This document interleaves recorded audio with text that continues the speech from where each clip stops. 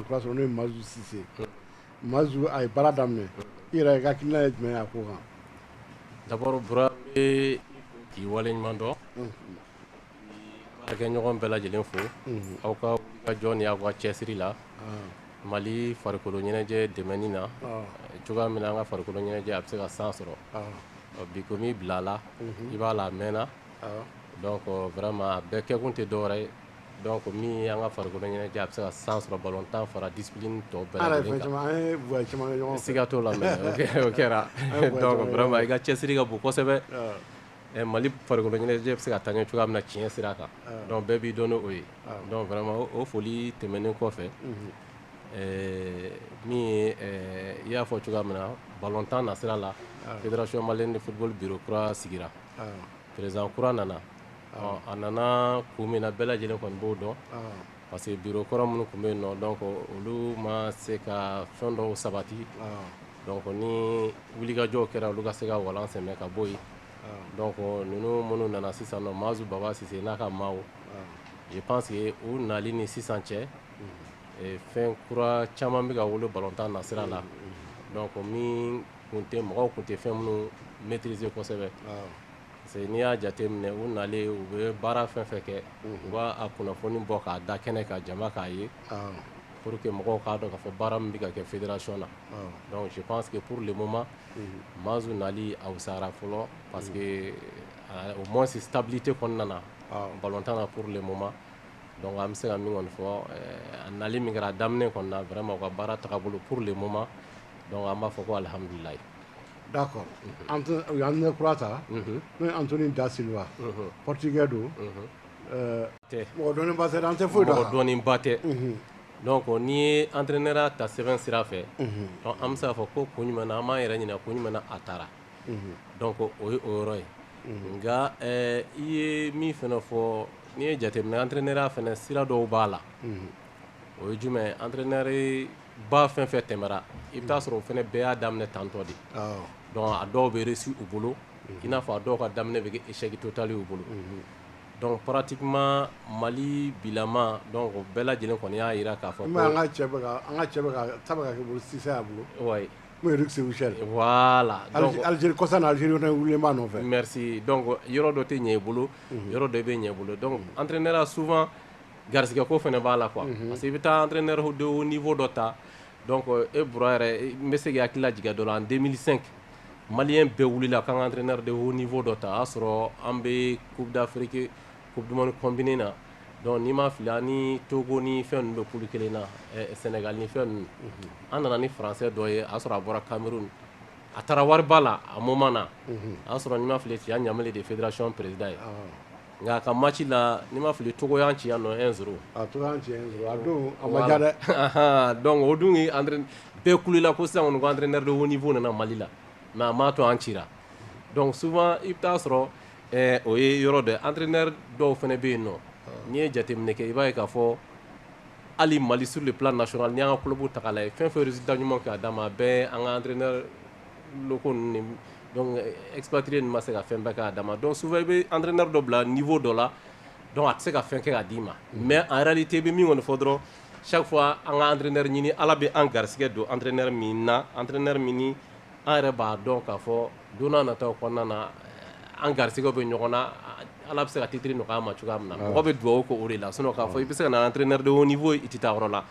i n'a fɔ i bɛ se ka entraîneur de haut niveau ta i bɛ dan sira la i n'a fɔ i bɛ se ka taa ɲɛ cogoya min na donc ballontan na a yɛlɛma bolo ka ca quoi entraîneur ko in yɔrɔ vraiment n'i ye ne ɲininka dɛ ne yɛrɛ ka point de vue yɔrɔ la ne b'a fɔ de chaque fois n'an bɛ entraîneur ta a ka kɛ mɔgɔ ye ala ye an garisɛgɛ don mɔgɔ min na d'accord mun ye national ye an ka bɛna éliminatoire daminɛ sɔɔni mun ye coupe d'Afrique nation a groupe constitué la groupe la i bɛ Mali sɔrɔ yen Rwanda Cap Vert ani Libéria n'i b'an garisɛgɛ nin groupe la cogo di Uganda Cap Vert Libéria Libéria groupe a révélé dɔɔnin mɔgɔ bɛ ka jɔ groupe na groupe la bɛ taa dɛ mɔgɔ ka jɔ ballontan groupe la bilen non bi bi in na farafinna ballontan a bɛ ka sankɔrɔ ta koyi parce que jamana fitini bɛɛ bɛ ka se k'a yɛrɛ sɔrɔ dɔɔni bɛɛ bɛ ka baara misɛnnin dɔ k'i fɛ yen nɔ sisan min bɛ ka yɛlɛ c'est vrai n'i ye papier sira ta i b'a ko Mali ka girin ni nin bɛɛ ye an ka girin ni Rwanda an ka girin ni Cap Vert an ka girin ni fɛn ninnu mais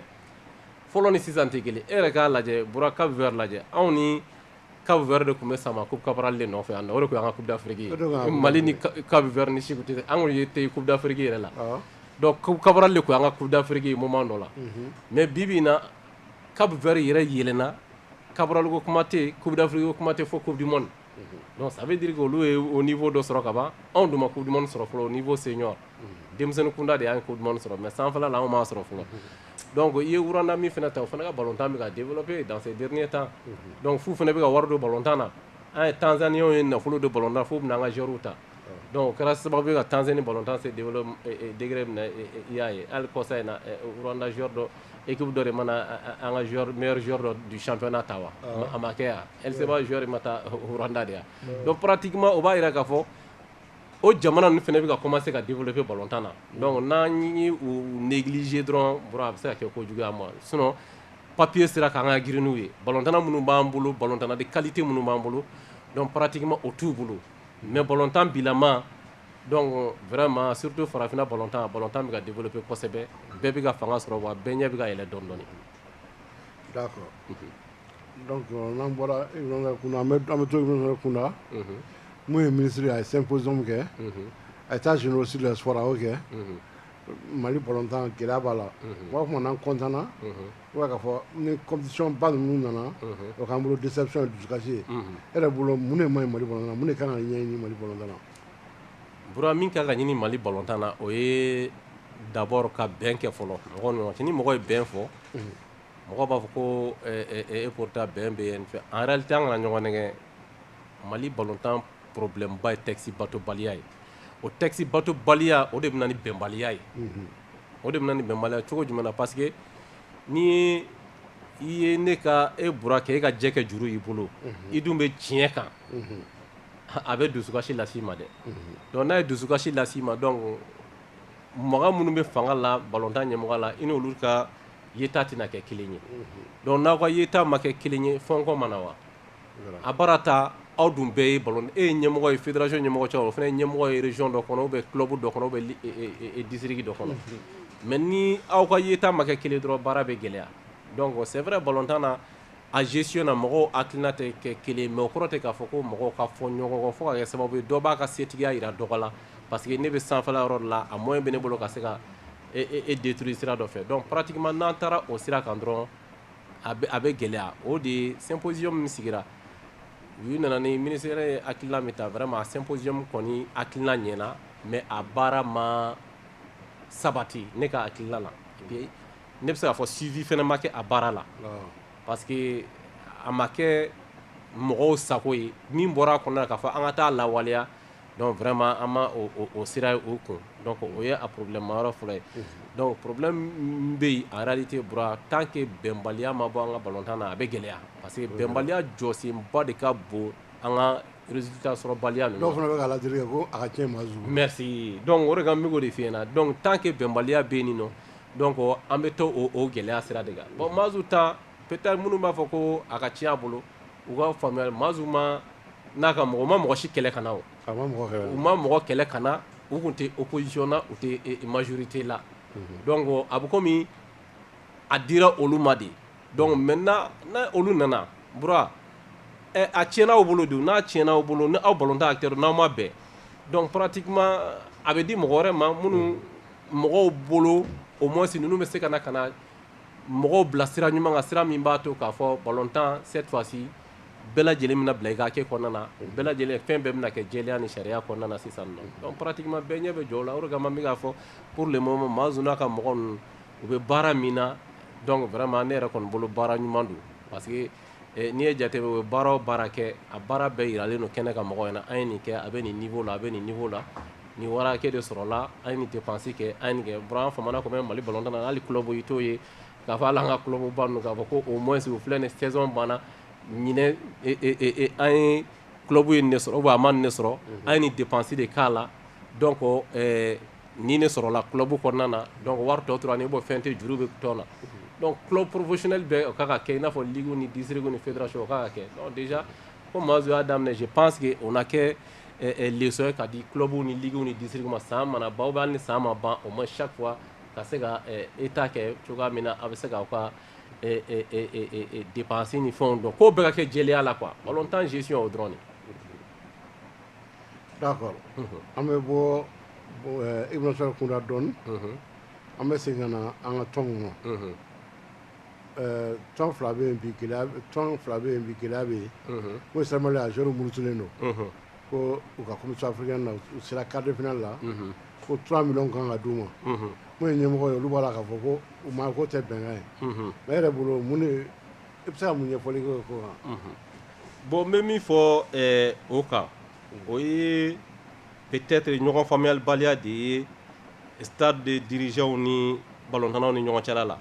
Ɲininkali min bɛ kɛ est-ce que u sigira ka kuma yanni u ka